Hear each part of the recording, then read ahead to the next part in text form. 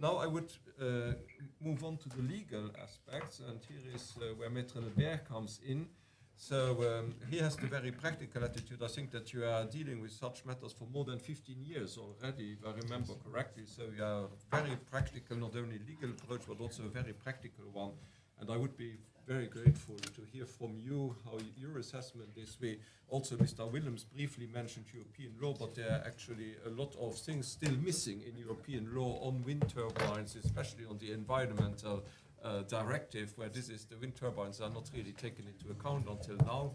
So, Maître, I think that as soon as you are ready, we can then move on. Thank you. With the legal aspect. Thank you, Chair, and thank you and your team for inviting me.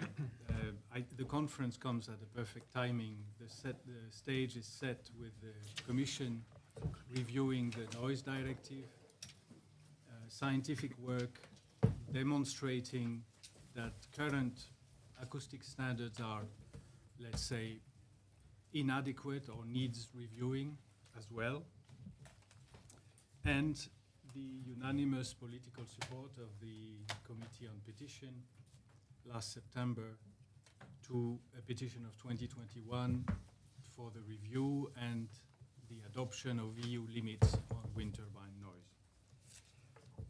Nevertheless, the conference is a success also if it sets the stage for more involvement of the European Parliament. Why more? The first reason for more involvement of the European Parliament in this issue is that, as we have seen today, existing rules are broken. The national provisions which apply or purport to apply to wind turbine noise measurement and calculation are either unworkable, defective, or even in some cases absent. And the consequence, the very practical consequence of that, is that projects are being approved without actually knowing what the acoustic consequences are. What this means in practice for victims is that they face losing their homes, they face years of legal proceedings, and a nearly insurmountable burden of proof with regard to medical and acoustic evidence.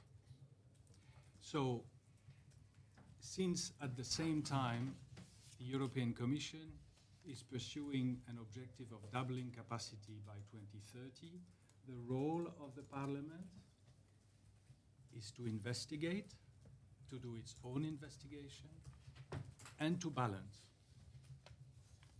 If there is this objective of doubling capacity by 2030 and more after that, then the European Parliament must step in and do its own investigation. The second reason is that there is an obvious solution to this situation which has been ignored for nearly 20 years. The Noise Directive is a success story. When it was adopted in 2002, it had less than 20 pages. And today it has over 1,000 pages of acoustic standards covering everything from rolling stock to motor vehicles to aircrafts. And the Commission has readily concluded over 10 years ago that EU, and I quote, EU noise at source legislation remains the most cost-effective means to address noise. This is nothing new. And still not a line on wind turbines. The members have raised this issue for also 20 years, have adopted resolutions. So there needs to be a change in the method, because we are still where we are 20 years ago in this respect. And the Commission response repeated in the answer to a parliamentary question a month ago is the same. Yes, there is an issue. Yes, we will assess whether something can be done and introduced in EU legislation. But in the end, it is up to the member states. And I just note in passing the operative words of Mr. Willems. is supposed to be conducted by member states, and they should do something. We don't know. This also needs investigation, and I think from a political point of view, as a lawyer, it seems to me that there is a political question to the Commission, and I think it's very positive that the Commission is so well represented today.